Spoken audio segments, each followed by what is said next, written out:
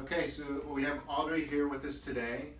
Miss Audrey has had the pleasure of having 2 shoulder replacements. Both of her shoulders have been replaced.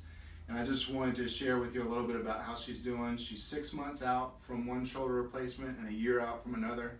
She's actually here to see me about something else today, but I wanted to take a look at her shoulder so we could show you what it's like. So, first of all, how much pain did you have before surgery, 0 to 10? 10. 10. So on a pretty regular basis, she was having severe pain, and it didn't get better with conservative management, so we opted for the shoulder replacements. And then how much pain do you have now on a regular basis? 0. Great. So obviously, great result. She's very happy with the pain relief. And I'll show you a little bit about what she can do with her function. Let's have you lift your arms like this and go as high as you can go, and bring it down.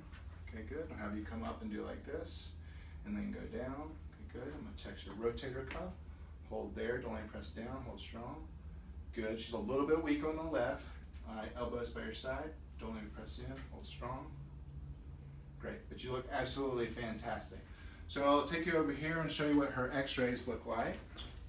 So this is her actual x-ray. This was back in June of this year.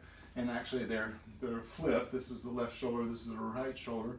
But you can see what a shoulder replacement looks like. There's a stem that goes down the humerus, a metal ball, and then there's a plastic cup that you can't really see, which is attached to this metal post that goes into the cup. But these are fairly typical looking images, and we have a model of what that looks like here. So if you compare that to this image, so here you have the left shoulder, this is the shoulder blade. There you can see the cup that we put in the shoulder. Here's the metal ball, and you can kind of relate that to what you see on the x-ray there. All right. So I think this is a very good example of what it's like to get a shoulder replacement. I'm very happy to see she's doing well a year out from one of her shoulder replacements.